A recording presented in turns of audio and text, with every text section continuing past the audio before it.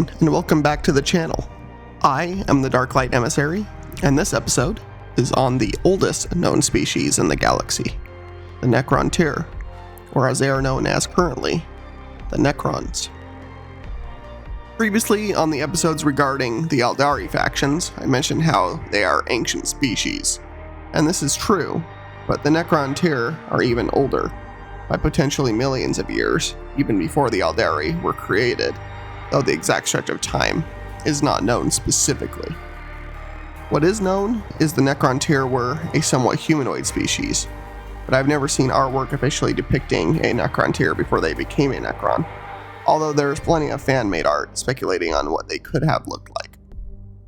What is known about them is that they resided originally in the Halo Star region of space, and their world was one racked by the powerful radiation from their star. This caused their species to live short lives, as their bodies could barely withstand their star. Death became a very prevalent obsession over their culture, and how to escape this predicament became an obsession for the species. They eventually figured out space travel, but uniquely for the Necrontyr, they seem to have next to no connection to the warp or psychic ability, so they did not travel the eternal depths of space by the warp. They instead would travel in stasis ships, and it would take many years to reach their chosen destinations. They slowly spread out and found viable planets over time to colonize, and slowly they expanded as a species to be a fairly powerful interstellar empire. But they weren't alone in the galaxy, when they came into contact with an older species, the Old Ones. The Old Ones were the true masters of the galaxy at this point, and they were psychic masters of warpcraft. They had constructed great warp gates to get around the galaxy in the blink of an eye, which is the predecessor to the webway that the Aeldari use, and they also solved how to become immortal. So basically, everything that is opposite to the Necrontyr people in nearly every way. The Necrontyr had become masters of everything in the material universe exclusively, while the Old Ones were masters of the galaxy through knowledge of the warp to a great degree. Eventually, the Necrontyr became greatly jealous of the Old Ones' longevity, their immortality, compared to their short lives, and the Old Ones would not share those secrets. The Necrontyr united to fight a war against the Old Ones out of spite over this. However, due to the sheer power the Old Ones commanded, they pushed back the Necrontyr to their homeworld once more. During this time, the Necrontyr discovered what are known as the C'tan, or star gods, as the name suggests. They were found near a star, consuming it slowly. These beings are, as far as I can see, the oldest living beings in the entire universe and setting as a whole. The lore says these beings began at the beginning of the universe itself, and are made from that primordial beginning. These beings are part of the very fabric of the material reality itself. They didn't really have a body, and their consciousness is spread over an area larger than a planet in size, if you find one. It's not exactly known how exactly the Necrontyr made first contact or even communicated with the C'tan in this form, but they were able to find that the C'tan were interested in becoming a fully corporeal being, and the Necrontyr had the means to do this. They had discovered a substance, or invented it, called necrodermis, which is a type of self-learning, rejuvenating metal that the Necrontyr use on ships and buildings. They created from this material bodies for the C'tan to inhabit. Upon taking these forms, the C'tan became more aware and active. They started having a taste for sentient species energy. It basically became an addiction for the C'tan from what I can see. They could live forever off of star power as sustaining force, but it was basically tasteless to them, whereas the energy from living beings was infinitely sweeter to them. Such was the effect that some of these C'tan had on species that they permanently imprinted trauma on some beings' descendants for the next millions of years. For example, the C'tan known as the Nightbringer takes on the form of the Grim Reaper, and the fear of death and death being depicted as a Reaper is sourced back to this C'tan specifically. And notably, the only species that doesn't share this fear of death is the Orcs, and they never had this imprinted upon them by the C'tan, by the Nightbringer, so that's partially why the Orcs are a pretty, they are fearless completely. The Orcs have no problem with being suicidal. And this is the reason why. They're the only species to not have this happen to them. Not long after the C'tan were formed in this way, one of the C'tan, known as the Deceiver, approached the leadership of the Necrontyr and offered them a way to defeat the Old Ones. The C'tan at this point were basically worshipped as gods by the Necrontyr, but they weren't wholly trusted, least of all by the Deceiver, or the Deceiver being trusted. But after some debate, the leadership approved of the Deceiver's plan to defeat the Old Ones. One of the ways this would happen was the Deceiver offering the Necrontyr permanent immortality. The way this was done would be to transfer the Necrontyr from a biological form to the machine form, using the same necrodermis that was utilized for C'tan forms. This was enacted, and the entire population of Necrontyr entered gigantic Cyclopean Biotransference machines. Each Necrontyr had their soul ripped from their form and placed into a body of machine, but most of the population were reduced in personality to nearly mindless robots by this process, and the leftover parts of their soul that was lost during the transference were consumed by the C'tan overseeing the transference, further increasing their power at the time. This is when the Necrontyr officially became the Necrons, as they are known. A endless sea of deathless machines with a spiteful core intent on ending their hated enemies. Notably, the main leadership of the Necrons were the same as before for their people, and the King Cesaric and other main leadership retained the most of themselves when transferred into new forms. But they too noticed both what the process did to their people, but to themselves. While they were free of pain and tiredness, and while they now had strong forms and could think faster and clearer than ever before, their personalities too, overall, were an echo of their former selves. But they were aware of this reduction of themselves at the highest echelons of Necron society. The king and his council grew to resent the C'tan over this. They ultimately saw this as a doom to their people, but what the Deceiver said was technically true. They were now powerful, immortal, and ready to take on the Old Ones, with the C'tan engorged on their population, more powerful than ever before. This ushered in the era known as the War in Heaven. In their new forms, the Necrons were tireless hordes of basically undead robots. If you shot one, they may not even notice, and the ones that were brought down would simply phase out of reality and return later completely repaired. Thus, the Necrons basically eroded down the powerful defenses of the Old Ones over time. The C'tan viciously set upon the Old Ones and their allied species, consuming entire worlds and blotting out stars. The C'tan could summon black holes at will and do other reality-bending things, being masters and part of fundamental reality itself, made aware and malevolent in purpose. Over the millennia of war, the Old Ones eventually were pushed to desperation, as they lost territory and allies in war against the endless Necron hordes. The Necrons and C'tan found a way to get into the webway portals and reach the Old Ones in their most distant enclaves. To push back, they rapidly evolved new species that were able to utilize the warp more powerfully to help combat against the C'tan. The warp is basically anathema to the C'tan when used in powerful enough potency. Species like the Eldar were one of these. The Krork were another, which are the predecessors of the orcs seen in modern 40k, which are basically a devolved form of Krork. These species did help turn the tide for a time, but creating an entire species of Psykers in the Eldar turned out to be a strategic error of absolutely catastrophic proportions. The warp is not a physical realm at all. It is, however, a psychic realm, and the minds and souls of most beings in the galaxy imprint upon that realm. And over time, the emotional turmoil of the Eldar and other psychic species of the time echoed throughout that other realm. The warp for a long time was a relatively calm place, with benign creatures in its depths. The War in Heaven changed that forever. The warp became a place of turmoil and chaos. The creatures of the warp transformed into something more demonic and horrifying in aspect, and the walls between the physical and the metaphysical started breaking down in places, due to the sheer amount of psychic power being used to combat the C'tan and their Necron wards. One of the creatures that became a ravenous monster in the warp are known as enslavers. These monsters would hijack the minds of Psykers, forcing those Psykers to open gateways into the raw unreality of the warp, allowing more enslavers to enter the galaxy and devour sentient species found there, like a virus would. This was the final death of the Old Ones' empire and the Old Ones themselves.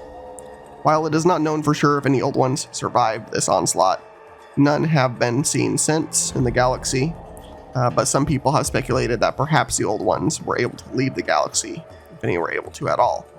But this has never been seen or proven. The Silent King, as he was known, who ruled over the Necrons, was given complete authority through programmed command to the rest of the entire Necron race. And during the entire war in heaven, the king bided his time, using his people to shore up the efforts of the Catan against the hated Old Ones. Once the enslavers ended the Old Ones as a threat forever, the king turned his people's efforts against the Catan in a surprise attack. Being a literal part of the fabric of the material universe, the Catan could never fully be destroyed, and they obliterated millions if not billions of the Necrons completely in their efforts to defeat them. The Catan were broken apart into thousands and thousands of individual smaller shards of their true forms.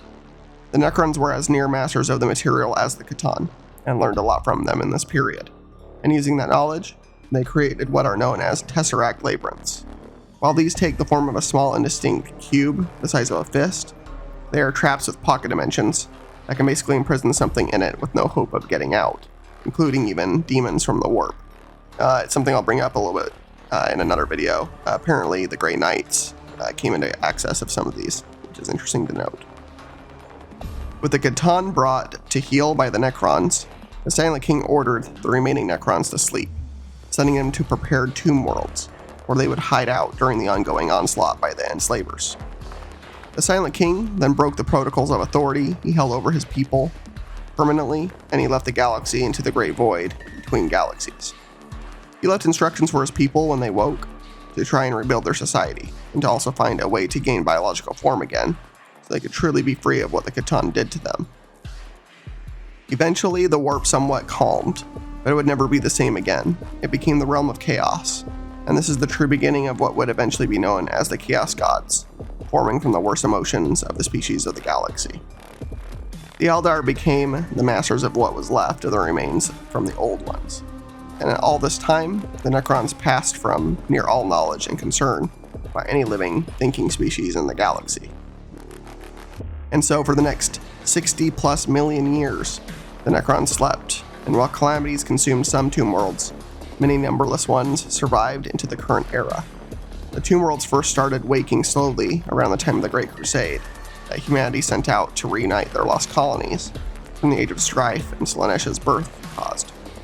But no one except some of the Eldar knew even what or who they were. And the Necrons were in a new version of the galaxy, still learning what they could as well about the new species and colonizing it. During the Horus Heresy period of time, one of the conflicts of that time caused a device called the Pharos that was previously created by the Necrons. This device could amplify psychic ability and power, and due to events at this location, a gigantic amount of psychic power fired off like a beacon into the void between galaxies. Unknown to anyone in the galaxy at the time, trillions of unblinking eyes lurked out in the void between galaxies. These eyes saw this light and woke, starting to move towards the galaxy. This species is known as the Tyranids, who I won't get into in this video, but it's important to know that the Silent King came across them in the void, presumably around this time. Realizing this extragalactic threat for what it was, he started making his way back to the galaxy to both wake, prepare, and warn his civilization of this coming doom. From the 30k era to 40k, the Necrons have continued to slowly wake, and by the time of the 41st millennium, they were further woken by actions of the Ultramarines. This is chronicled in a book called Nightbringer in the Ultramarines Omnibus, where the Ultramarines accidentally find and wake up a shard of the Nightbringer Catan. Due to this action, further tomb worlds received command to continue to wake. But overall, the threat of the Necrons is still somewhat unknown by all the current Ascendant species in the galaxy largely. And here I'll bring up an important point. The information regarding the culture of the Necrons and their former selves as Necrontyr and the Silent King is relatively new lore to the setting. Before this, the Necrons were much scarier in a sense, in that they were never communicated with you. They arrived, they murdered everything down to a microbial level, and then moved on. You can't negotiate with them, you can't understand them. With the new lore, this changed somewhat, to the top leaders of the Necrons going so far as to negotiate or honor certain battle rules with other species, or even ally with them sometimes to fight greater foes. The way I see it, I consider that the former version the Necrons took as them not being fully awake yet, or mostly composed of the lower level Necrons, who even to this day are little more than soulless automatons that will kill whatever is in front of them. So I don't mind the new lore fleshing them out. It doesn't make the Necrons cuddly, or less of a threat, or less powerful. And often if a Necron Lord does contact another species, it's to tell them they have settled on an old world of the Necron Empire, and if they do not leave, they will be completely obliterated. And occasionally Necrons will still do show up unannounced and completely eradicate all life on a world, so you can't hope on that being the case that they're going to talk to you. And so in the current 40k era, the Necrons are still waking. With the protocols of control gone from the Silent King, the various leaders of the different dynasties of Necrons are all fighting different wars, whether against other Necrons, infighting, or incursions from the other species in the galaxy. They are still somewhat a rare, bizarre sight for the Imperial forces to run into, or a species like the Tau to run into. Only some of the Craftworld Eldar seem to be super aware of the Necrons, some forces of Chaos too, coming back and having retained knowledge of what they truly are. The Drukhari may know who they are, but they are so arrogant and self-consumed with themselves, they simply probably don't care. Unless they started showing up in the webway, that is. Other than location and color differences, I don't see much difference in the individual dynasties. There probably is cultural differences, but not enough to really delve into here. And there isn't a ton on them currently, so I won't be breaking down on them at all in this. But I do want to convey just how ridiculous, how over the top their technological prowess of the material world is. They don't use the warp at all to travel. Their ships are ran by inertialess engines. They can accelerate infinitely in one direction without mass or size affecting their ship's movement. And just like most Necron forces, their ships, if outnumbered or damaged, can phase out of existence, so it's rare for you to destroy them. And then they come back fully repaired later. Weaponry on their ships look like emerald lightning and other exotic matter, and can go right through shielding on other species' ships and disintegrate armor at the atomic level. Likewise, the mainstay weapon you will find on a Necron warrior, the baseline Necron, is a giant rifle that crackles out emerald green energy that strips flesh down to the molecular level. Necrons are all about the endless onslaught against their enemies. They utilize giant mobile bases called monoliths that can endlessly spew Necrons through a portal from their tomb worlds. The monoliths themselves are basically fire bases, with a gigantic cannon on top obliterating any heavy armor, and automated smaller weapon systems that disintegrate enemy soldiers and other soft targets. Probably one of the most unique Necrons are the flayed ones. These are psychologically damaged Necrons who are obsessed with consuming flesh. Being machines, they have never been able to fulfill this need and are insane from it. They have giant bladed hands that flint the flesh from their enemies easily, and they adorn their cold metallic forms with the skin of their victims, and will hang the remains also from their bodies. This curse on their psyche was caused by one of the Catan, known aptly as the Flayed. This curse can spread to other Necrons, so most Necrons abhor them as well and do not want them around. However, they can be utilized effectively as, you can imagine, shock troops that will cause most enemy soldiers to run the other direction. I definitely would if I was in that situation. One of the other insane things the Necrons possess is the Celestial Orrery. This displays a gigantic hologram of the galaxy itself. Every single star is represented, a perfect replica. But it's not just that. Somehow, if you alter or delete a star from this hologram, that same star in reality will go supernova on command. Thus, the dynasty guarding this location has the power to obliterate the galaxy if they ever chose to. But luckily for everyone in existence, the dynasty sees themselves as gardeners and caretakers. They tend to only delete stars and solar systems that are threats to the rest of the galaxy for different reasons. But it's still an insane amount of power that this species wields over the fate of the entire galaxy. One of the other notable things they did possess, and possibly possess more of, is called a world engine, a type of mobile tomb world, basically a giant moving planet. As one can imagine, this thing was massive, and it took a task force of 15 different Space Marine chapters to attack and eventually kill it. This machine had a gigantic Gauss cannon that could one-shot Imperial capital ships at its equatorial location area. Probably the most interesting technology, in my opinion, that the Necrons own, that I have mentioned already, is their phasing technology, and Necrodermis metal.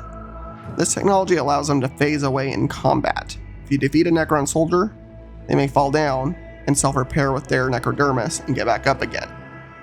If you do enough damage to them, you will see them seemingly phase out of existence. And everything from the lowliest soldier to the highest level Necron all possess the ability to phase away. This, combined with the Necrodermis tech, combined with the typical Necron soldier literally not being able to feel fear, makes them a truly tough opponent in combat. They just keep coming until they kill all before them. They will erode you down. It doesn't matter how long you fight, they can fight longer. Their fleets, unless greatly outnumbered, are suicide to assault as well. Unless you outnumber them, their ships will just punch through your shield, so you have to basically really outnumber them, especially if you're the Imperium. But even ships that the Eldar possess, being as technologically advanced as they are, still have no challenge against Necron weaponry going right through their holofield shields. A fully awakened Necron empire, billion strong, is possibly truly impossible to defeat for any one species of the galaxy. But they are perhaps also the only hope the galaxy has against the oncoming extragalactic Great Devourer, too. The Silent King, my goodness. The Silent King is also active again in the galaxy, slowly reuniting and awakening his people to prep them for the oncoming onslaughts of chaos, the Imperium, and ultimately the Tyranids. Now, this is a baseless speculation on my part. As far as I know, nothing has ever been confirmed, and I did some research to look into this because I have not read any of the newer novels written from the perspective of the Necrons, like Tracing the Infinite. But the Necron aesthetic is obviously inspired by a somewhat Egyptian motif. That being said, in universe, there is no spoken reasoning for why ancient Egypt would look anything like a pattern, or pattern anything like the Necrons. From what I researched, Necrons did, however, meddle with many species minorly over the millennia, were their ancestors. There's also the possibility that Catan, known as the Void Dragon, was on Earth at one point, and defeated by the Emperor in ancient times, and taken to Mars and bound there. But that is not known for sure, but these are some possible ways that there could have been some weird imprint on humanity by the Necrons. My point is that it is interesting to think what the ancient Egyptians possibly discovered or knew that allowed them to model their society somewhat after a 60 million year old species that the larger Imperium later largely doesn't realize still exists, with a few exceptions. And besides that, speculation would obviously be heresy to the Imperium to suggest xenos were meddling in any capacity with the species. You know, the Emperor is holy and humanity is sacred, the form, all that. The Necrons are one of my absolute favorite factions in the setting, both for their combat styling, their deep ancient culture, and how they are completely different in relation to no connection with the warp, like many of the other species are more reliant on. If you want to know more about them in this way, I recommend Dawn of War, Dark Crusade, as a great game you can command their armies in, and you can command their ships in great aesthetic detail, and the Battlefleet Gothic Armada 2 game. I have somehow not played as them in that game, but I may go back and revisit it after spending some time researching them again. But that game did kind of tire me out after playing through the Imperial campaign, but we will see. As always, please like and subscribe for more of this content. Please click the bell to receive notifications when new videos go up. I'm aiming for one a day right now, while I'm still doing more overview baseline content. That rate may slow as less content to touch on lightly eventually becomes more sparse, and I develop longer form content. Each of these videos takes a minimum a few hours to write down, then record, followed by the editing of the video. Then the export of that video normally takes time, especially since I am doing these videos in a 4K format. So the longer form videos will take an exponential amount of time to script out and edit more effectively. But if the videos eventually slow down, I promise I am not quitting. I would say something if I was. I just thought I would bring this up going forward, as I am currently thinking about the future of this channel. It's growing fairly quickly, and I appreciate your support so far, for spending time with me on these subjects. Thanks for encouraging me to continue working on these videos, and I hope you gain a new appreciation or enhanced appreciation for the lore of this setting. My goal is to, invite more people into this setting. It's still a growing setting.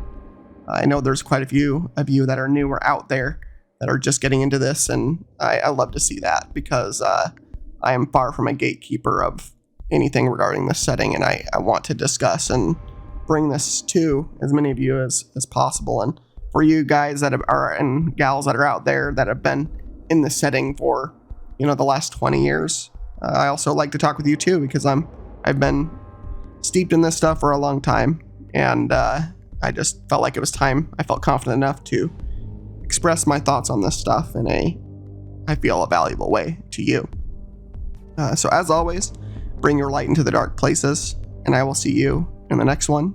Please leave a comment on what you'd like me to cover next if you want. I am not sure what I will do next.